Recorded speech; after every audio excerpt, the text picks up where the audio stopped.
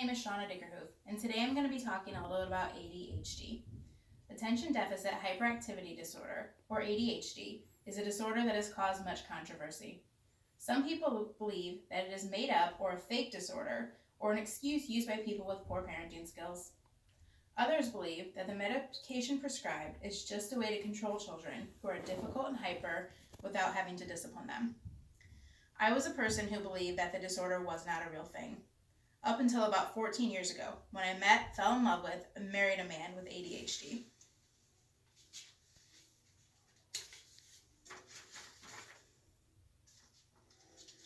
A little over 7 years ago, our third son was born, and he is his daddy's mini-me in every way, including the ADHD.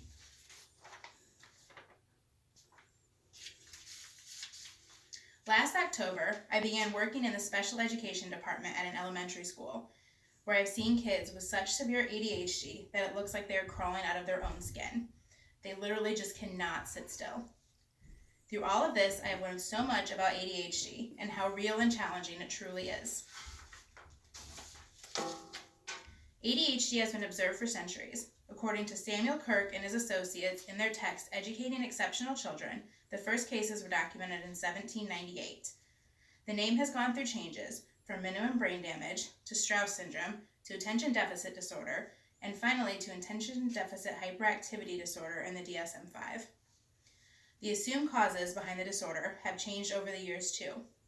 It was originally thought that it was caused by brain damage, either from birth or acquired later, but then it was blamed on poor parenting. Now we know that it is really a slower than normal maturing of certain areas of the brain. E.H. Cook, in his article, Genetics of Attention Deficit Hyperactivity Disorder, tells us that like with other neurobiological disorders, there's evidence of both genetic and environmental factors in the development of ADHD. Whereas much of the information about ADHD has changed, the symptoms have not. The symptoms range from mild to severe and include variations of inattention, hyperactivity, and impulsivity. The core symptoms of ADHD do not present the same in every person, and may even present different throughout a person's life. To be diagnosed with ADHD, a child must have 6 or more symptoms that are inconsistent with their level of development for at least 6 months. These symptoms must also be present in multiple settings, like at school and at home. They must also be present before the child turns 12 and negatively impact the child's functioning in social or academic settings. Adults can be diagnosed with ADHD as well, but only 5 of the symptoms need to be present. Adults suddenly showing signs of ADHD should have a complete physical exam done, as underlying physical health problems, drug or substance abuse, or other mental health problems are more likely to be the cause. It used to be believed that children with ADHD would outgrow the disorder, but we now know that this isn't true. Their brains will mature more, but they may never completely catch up to their peers. Their symptoms may also change or become more socially acceptable. Another reason that more children than adults seem to have ADHD is the fact that adults have learned to cope with their symptoms. They have found socially acceptable outlets for their inattention and hyperactivity, developed effective coping mechanisms, or chosen occupations where their symptoms are an asset to them. Early intervention for ADHD is important because it helps children learn how to handle their disorder when they are young and gets them the correct treatment or treatments earlier. Treatment, specifically treatment involving stimulant medication, is another area of controversy surrounding ADHD. The online article, The History of ADHD: A Timeline, by Kimberly Holland and Valencia Higuera, states that physicians began to use Ritalin in 1955 to control the symptoms of ADHD. According to our text, Abnormal Psychology, stimulant drugs like Ritalin and Adderall are short-acting medications that decrease the core symptoms of ADHD by enhancing the neurotransmitters dopamine and norepinephrine. These medications must be taken frequently to work, which can lead to behavior highs and lows.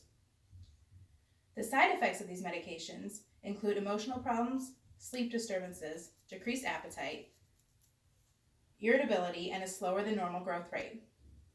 Aside from the side effects, another problem with stimulants is the difficulty in getting the correct dose. According to the book, Getting Ahead of ADHD, What Next Generation Science Says About ADHD by J.T. Nigg, many doctors do not follow the protocol laid out by the American Academy of Child and Adolescent Psychiatry, for finding the correct dosages of stimulant medication. This makes it much harder on the children who take them. Some other medications are available for the treatment of ADHD. Non-stimulant drugs, like Strattera, slow down the reuptake of the neurotransmitter norepinephrine and can decrease symptoms. Tricyclic antidepressants, like Nopromin, work by increasing the amount of the neurotransmitters norepinephrine and dopamine available within the brain. According to Barkley in his book, Taking Charge of ADHD, The Complete Authoritative Guide for Parents, another medication option is Intuitive, which is an anti-hyperintensive drug that was actually developed for treating high blood pressure, but is approved for ADHD as well. It is generally agreed that the best treatment for ADHD is a combined approach that uses medication and behavior therapy.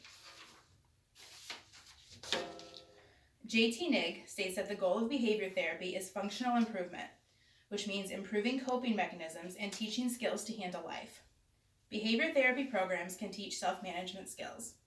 Samuel, our 7-year-old with ADHD, is enrolled at Star Martial Arts as a form of behavior therapy.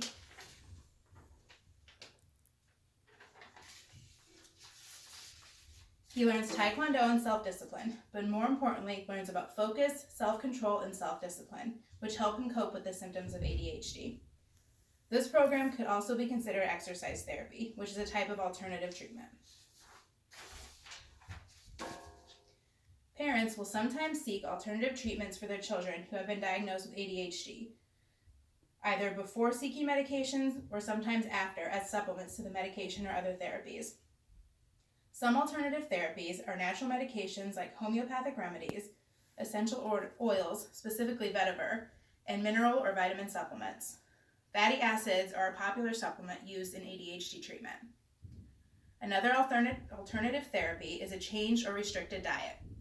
In his article, An Alternative History of Hyperactivity, Food Additives in the Feingold Diet, Smith explains how the theory that food additives cause ADHD symptoms started a trend of treating children with ADHD by changing their diets to the Feingold diet, which cuts out processed foods and food additives like artificial colors and flavors. Lifestyle changes that remove artificial fluorescent lighting or electromagnetic rays are examples of other alternative treatments.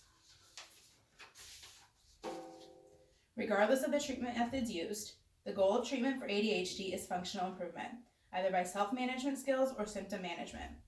It might take many tries to find what works for each individual person. A person with ADHD who focuses on strengths, interests, and abilities, and has an effective treatment program can have a successful outcome. Thank you.